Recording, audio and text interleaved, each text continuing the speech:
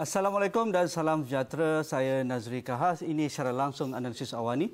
Pernahkah anda menyaksikan layang-layang yang diterbangkan pada waktu malam menggunakan lampu LED? Pernahkah juga anda saksikan layang-layang yang diterbangkan tanpa ada pengendalinya, diterbangkan dengan sendirinya? Ini semua bakal anda boleh saksikan pada Festival Layang-Layang Sedunia ke-19 yang bakal berlangsung esok, bermula esok hinggalah pada hujung minggu ini di mana lagi kalau di Malaysia ini pastinya sinonim dengan di pusat layang-layang di Pasir Gudang. Jadi itu yang akan kita bincangkan, bagaimana Festival Layang-Layang Sedunia ke-19 ini sudah memasuki edisi ke-19 mampu melonjakkan industri pelancongan negara. Dalam masa yang sama, bagaimana kita melihat industri ini mampu memberi impak tinggi kepada sukan rekreasi dan layang-layang, juga menjadikan Malaysia sebagai pemain yang begitu aktif dalam kata pun sirkuit layang-layang sedunia, kerana mereka ada sirkuit yang mereka yang terlibat ini berpusing ataupun berkunjung ke seluruh dunia untuk mencari tempat-tempat yang menganjurkan festival layang-layang berperingkat antarabangsa. Jadi bersama saya pada malam ini, saya tidak kesorangan. Sebelah kiri saya Tuan Haji Ismail Ahmad Taib, Setiausaha Jawatankuasa Kerja Festival Layang-Layang Sedunia Pasir Gudang Johor. Selamat datang Tuan Haji Ismail. Dan di sebelah kanan saya Saudara Hishamuddin Satir, pembuat WOW, yang mungkin boleh kita ataupun melihat sendiri bagaimana pengalaman beliau, spesifikasi WOW ataupun layang-layang yang menjadi orang kata pun rebutan ataupun bagaimana diadili apabila dipertandingkan. Jadi mungkin saya mulakan dengan Tuan Haji Ismail. Ini dah masuk tahun ke-19 Tuan Haji Ismail. Saya rasa sejak saya berkecimpung dalam bidang kewartawanan ini, saya rasa sinonim dengan Pasir Gudang, layang-layang dan juga awal Februari ataupun pertengahan Februari. Jadi apa bezanya kali ini dan apa kelainan yang bakal ditunjukkan oleh festival layang-layang ini? Mungkin orang akan beranggapan bahawa setiap tahun dianjurkan, mungkin tahun ini tak payah pergilah, tetapi itu mungkin jangkaan yang perlu diketepikan kerana mungkin itu silap. Tuan Haji Ismail. Terima kasih Cik Nazri. Okey, pada kali ini dah kali ke-19 Cik Nazri. Ke-19 ni kita rasa dah kalau manusia sebagai seorang manusia ni dah balik lah kita katakan. Baliknya 15 tahun. Betul. So sekarang ni dah 19. So mestilah ada kelainan. Ada anak bujang ni. Jadi mesti ada kelainan yang kita akan tonjolkan pada kali ini. Untuk kita menggunakan satu tema yang kita rasa tema ini begitu sinonim sekali dengan layang-layang. Walaupun dia sebenarnya bukan bentuk layang-layang, tapi dia ni adalah merupakan satu menggunakan kuasa angin. Dan kita buat satu, kita panggil nama laman laman angin. Kalau dalam bahasa Inggerisnya adalah wind garden. Itu satu keunikan yang kita akan tonjolkan pada tahun ini. Yang kali ke-19 ini kita menganggapkan semua pelayang-pelayang kita, terutama sekali pelayang antarabangsa ni, membawa ataupun mereka bentuk sesuatu benda yang kita anggap unik, dan satu kawasan yang luas. Kita akan cacakkan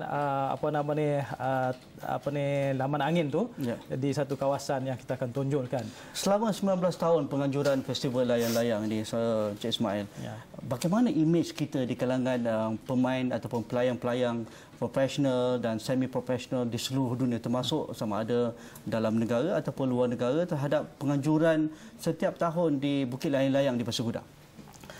Di Pasir Gudang ni, yang uniknya di Pasir Gudang ini adalah satu kawasan yang besar, lebih kurang dalam 150 ekar, dan 20 ekar itu adalah dikhususkan untuk padang untuk layang-layang. Tak diusik tak ada pembangunan lain. Bukit layang-layang adalah dikhususkan dengan tapak yang begitu suar, walaupun berbukit-bukit sedikit, tapi kawasan ini hijau. Dan yang utama sekalinya adalah angin. Angin yang paling sesuai sekali pada masa ini adalah Februari ini adalah masa yang begitu sesuai. Itu sebabnya dipilih pada setiap Februari. Itu sebabnya kita memilih kawasan tu.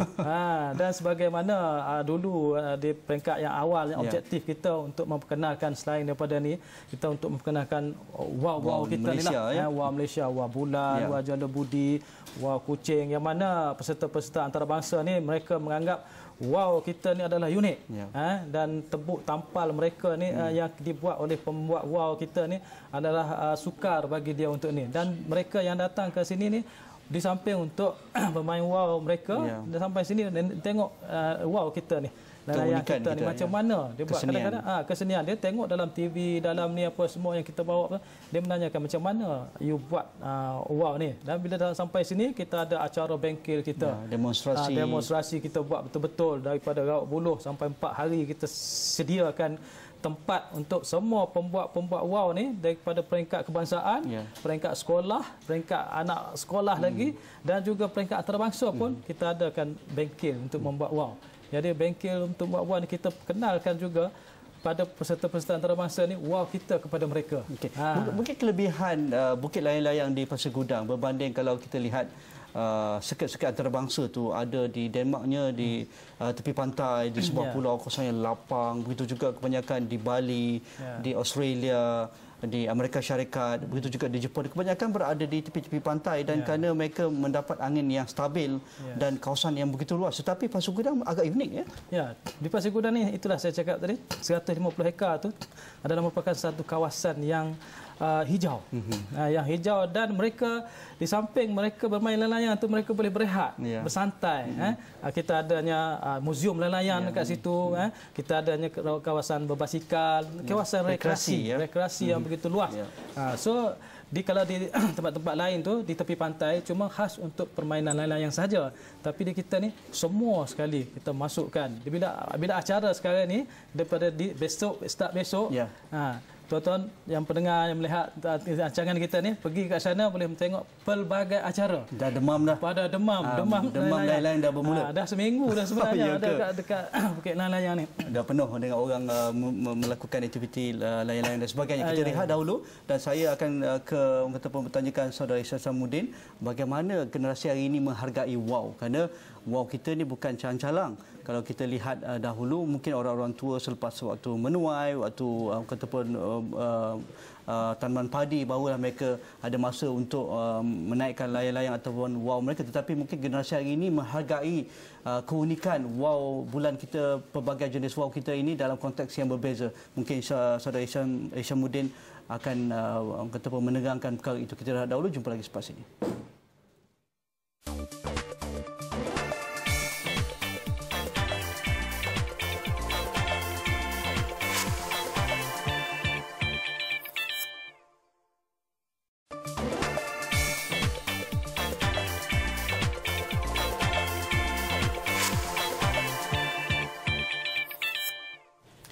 Kalau kita bercerita tentang festival layang-layang hari ini di mana kawasan lapang ada orang kata pun angin yang kuat, ramailah pecinta ataupun pelayan-pelayan akan menaikkan layang-layang mereka, tetapi bagaimana kita melihat ini sebagai satu peluang untuk kita menghargai ataupun kita memartabatkan wow kita. Mungkin saudara Isamuddin Satir sebagai pembuat wow, bagaimana selepas 19 tahun kesedaran generasi hari ini, generasi muda terhadap orang kata pun warisan kita wow misalnya.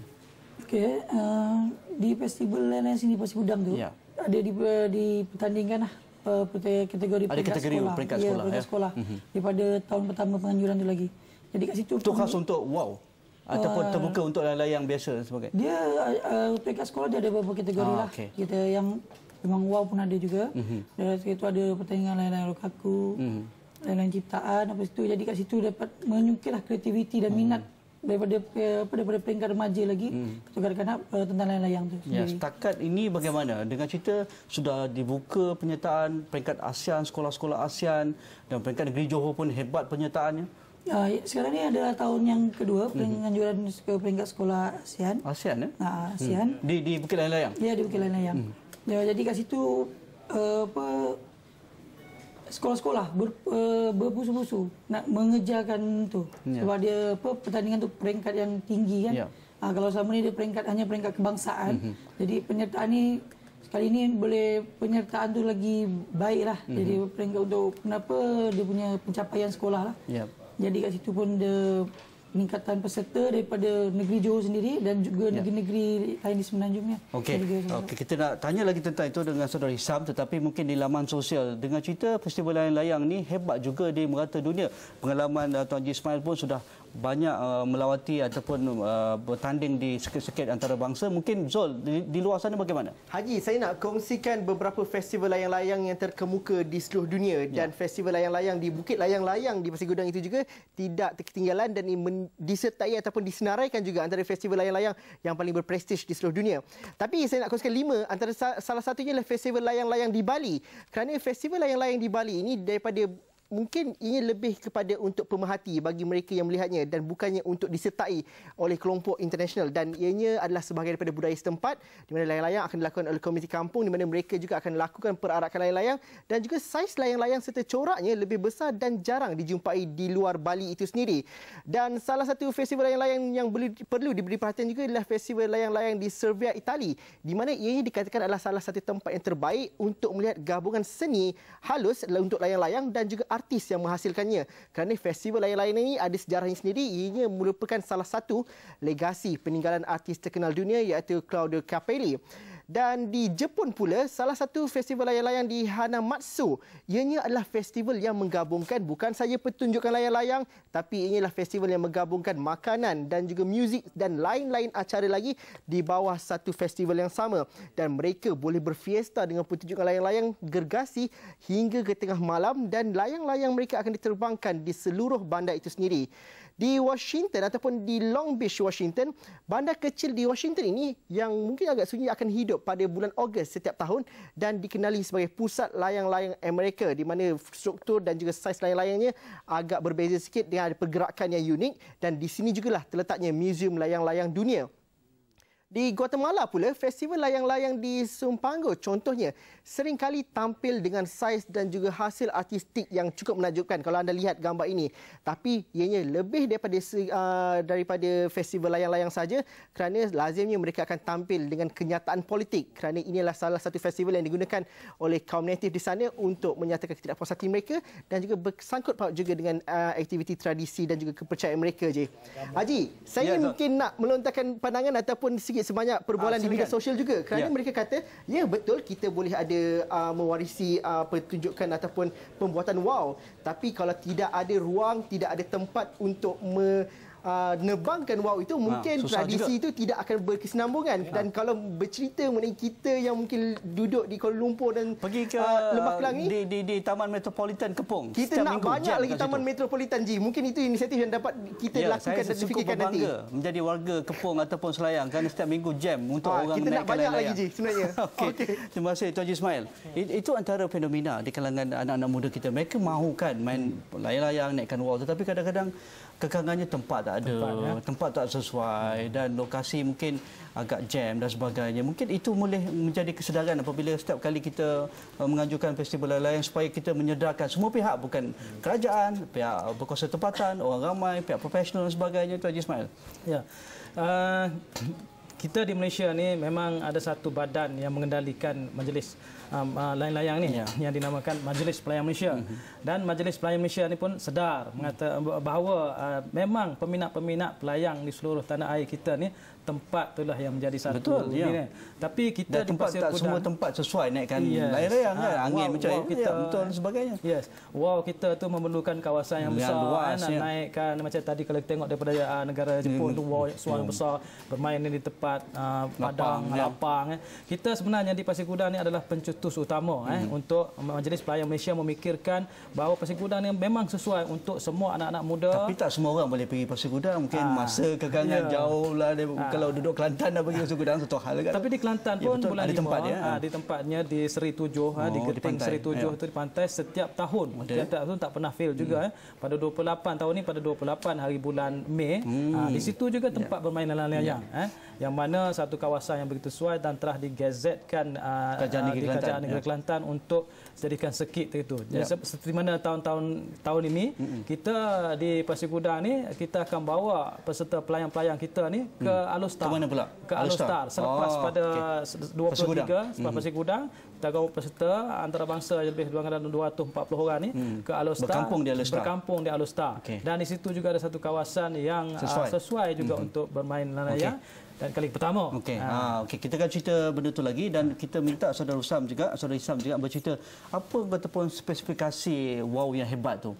Dari sudut dekorasinya ke, orang kata pun dari sudut bunyinya ke, tinggi rendah apabila berada di udara ataupun ketika turun dan sebagainya. Saya tak tahu, mungkin saudara Hisham tahu tentang itu. Kita rehat dahulu, jumpa lagi selepas ini.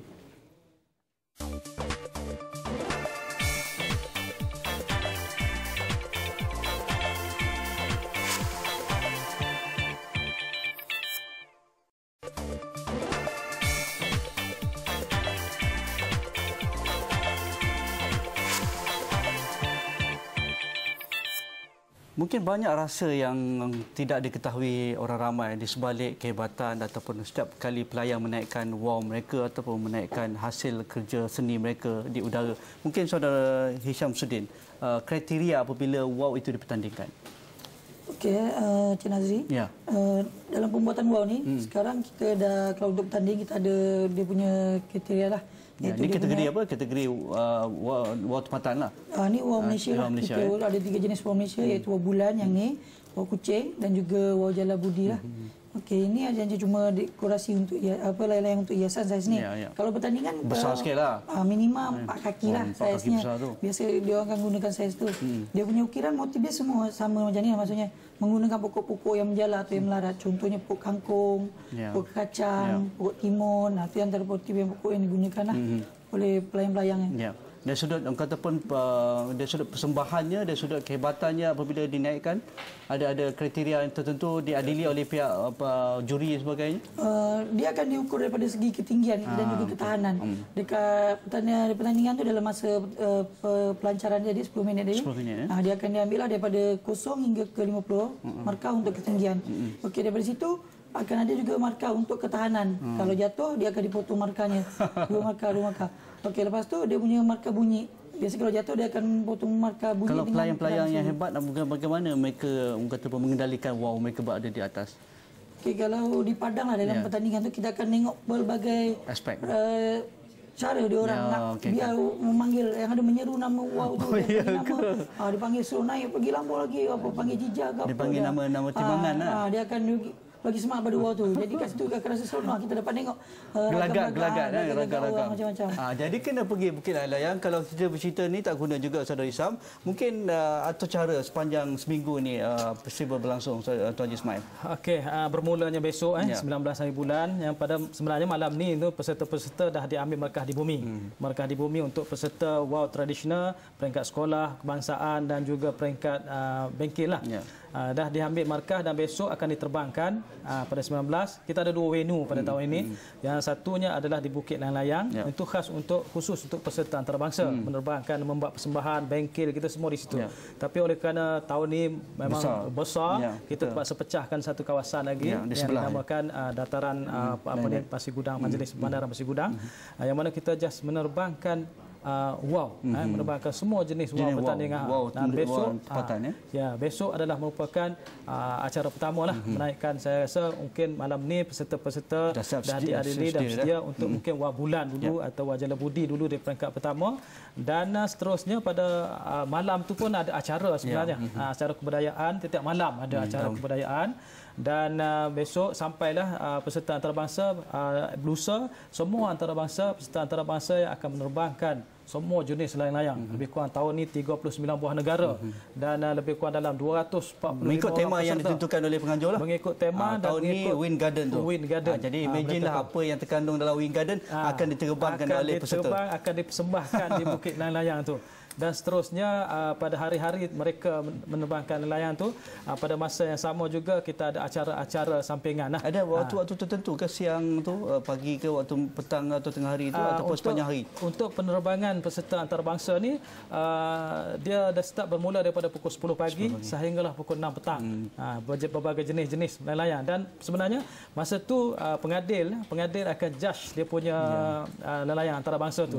Mereka peserta antarabangsa sendiri pun tidak mengetahui yang mana bila dia dijudge. Sebab apa? Tujuan kita mereka menerbangkan layang baru kita judge dia punya ni. Pengadilnya adalah tak tahu juga. Bagaimana kita nak melihat? Saya pernah 2 kali ke Pasir Gudang. Apabila datang ke Pasir Gudang ni, orang Pasir Gudang, orang Johor Bahru ni demam layang-layang.